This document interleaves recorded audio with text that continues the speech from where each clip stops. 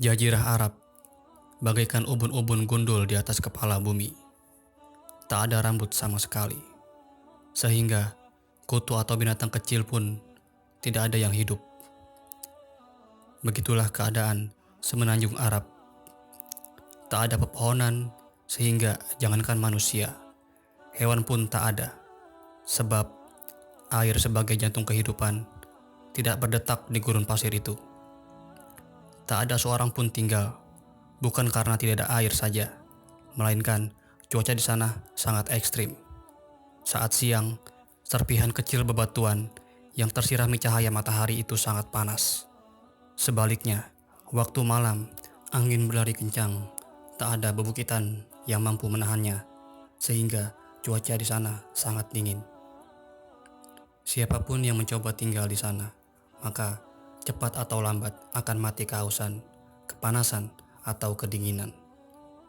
Meskipun ubun-ubun kepala bumi itu pelontos, tetapi di sekelilingnya tumbuh rambut pepohonan. Di sekitar lembah itu ada kehidupan manusia. Di sebelah timur terdapat kerajaan Babilonia, Asyur, dan Persia. Di sebelah utara ada kerajaan bangsa Het, Tadmur, dan Romawi. Di sebelah barat ada negeri Mesir, Libo, dan Kartago. Namun, kerajaan demi kerajaan itu datang silih berganti. Tak ada yang abadi. Sedangkan hamparan gurun tersebut masih seperti semula, tak ada perubahan. Di tanah tandus inilah justru Allah Subhanahu wa Ta'ala menjadikannya sebagai pentas drama kehidupan manusia yang akan mengubah dunia. Di panggung kehidupan itu, di sebelah utara ada 2 ekor unta. Semoga Allah Subhanahu wa Ta'ala menjaga keduanya.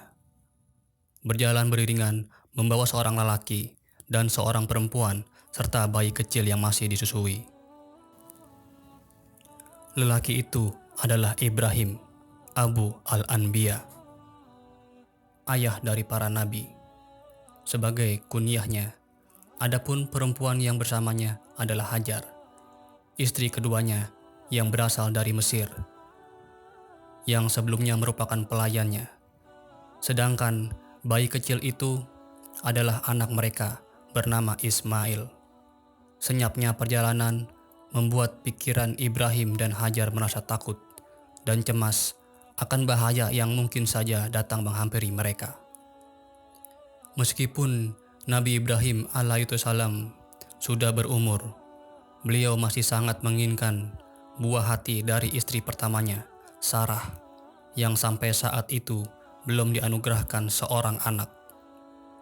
Sampai-sampai Sarah mengizinkan beliau untuk menikahi budak perempuan mereka, yaitu Hajar, untuk menjadi istri keduanya, supaya dikaruniai seorang anak.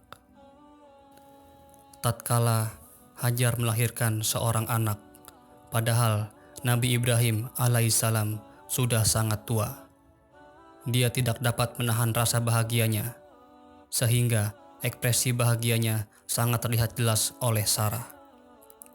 Api cemburu pun membakar hati Sarah terhadap Hajar budaknya dan anaknya Ismail alaihissalam. Nabi Ibrahim alaihissalam membawa buah hatinya Ismail kecil beserta ibunya Hajar jauh dari negeri Palestina menuju negeri yang tak berpenghuni dan jauh dari peradaban. Dia lalu meninggalkan keduanya di tengah-tengah gurun nan tandus itu. Sedangkan Nabi Ibrahim alaihissalam pulang kembali ke tanah Palestina tanpa kedua orang yang beliau sayangi. Akan tetapi Hajar tanggap. Dia langsung menanyakan kenapa suaminya meninggalkannya. "Apakah Allah menyuruhmu, wahai Ibrahim?" Nabi Ibrahim alaihissalam menjawab, "Iya, benar." Lalu Hajar berkata, "Kalau demikian, Allah tidak akan melantarkan kami." Hadis Bukhari nomor 3364. Maha suci Allah atas keagungan dan kebijaksanaannya yang tidak dapat dijangkau oleh akal manusia. Adakah semua ini terjadi karena Allah Subhanahu wa Ta'ala ingin menyempurnakan rahasianya? Allah Subhanahu wa Ta'ala menumbuhkan sebatang pohon di atas lembah yang tandus, supaya dari tempat itu berdiri peradaban manusia, dan memancar dari lembah ini cahaya kenabian, serta dari rahimnya agama Islam untuk menerangi jagat raya dengan cahaya dan keadilan.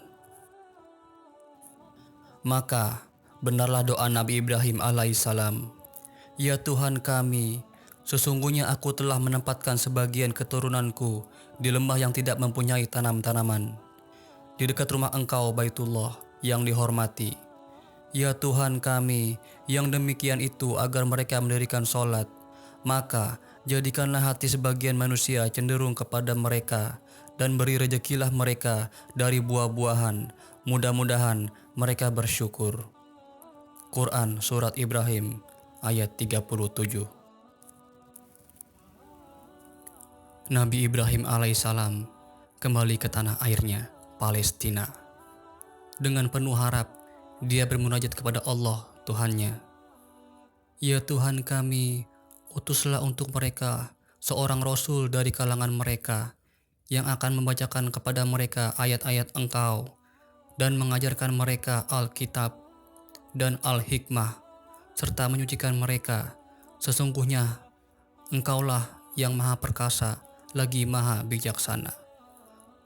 Quran Surat Al-Baqarah ayat 129. Jadi, kepergian Nabi Ibrahim alaihissalam tidak ada hubungannya dengan kecemburuan Sarah atau alasan lain, melainkan karena perintah Allah Subhanahu wa Ta'ala kepadanya.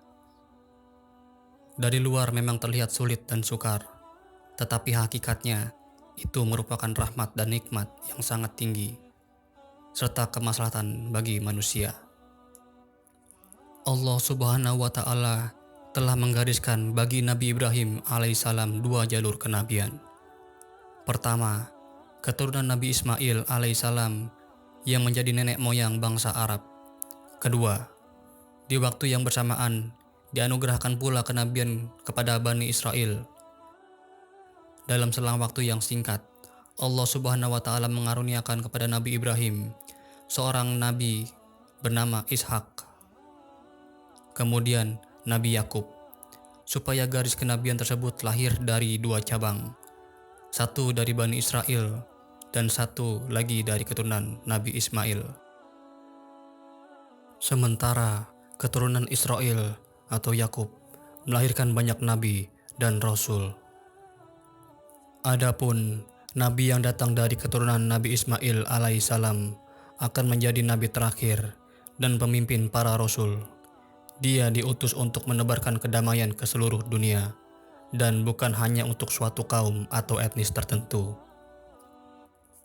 Pertanyaannya adalah, di mana benih unggul ini tumbuh? Rupanya di tengah-tengah gurun tandus nan terik, di mana Nabi Ibrahim alaihissalam meninggalkan anaknya karena dia yakin Allah Subhanahu wa Ta'ala akan menjaganya dari rasa lapar dan dahaga. Maut tidak akan menjemputnya kecuali dengan izinnya. Sungguh di luar jangkauan manusia, ketika terik matahari di atas gurun yang gersang dan kering berubah menjadi payung pelindung bagi Ismail kecil dan ibunya Hajar dengan kuasa Allah Subhanahu wa Ta'ala. Jangankan maut, rasa lapar dan dahaga pun enggan menghampiri mereka, karena Allah Subhanahu wa Ta'ala semata yang menjaga mereka. Ismail kecil mengentak-entakan kakinya di atas batu. Tiba-tiba mata air pun memancar deras dari tanah yang tandus itu. Air pun beriak tiada henti. Mata air ini disebut Zam-Zam. Padahal ibunya Hajar tengah berlari, terengah-engah, bolak-balik sebanyak 7 kali, dari Bukit Safa ke Bukit Marwa, demi mencari mata air, tapi tidak juga berhasil. Dia hampir putus asa. Akhirnya Hajar mengadahkan kedua tangannya seraya berdoa kepada Allah Subhanahu wa Ta'ala agar Ismail buah hatinya tidak mati kehausan. Maha besar Allah, sungguh cepat doanya terkabul. Mata air pun memancar dari tempat yang tidak disangka, dari tengah-tengah gurun kering yang penuh berbatuan. Air pun memancar deras.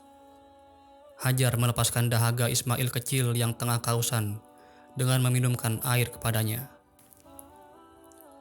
Tanah yang gersang di sekitar sumur Jam-Jam segera berubah menjadi hijau. Nan jauh di sana, suku Baduy Jurhum sedang mengembara di tengah gurun.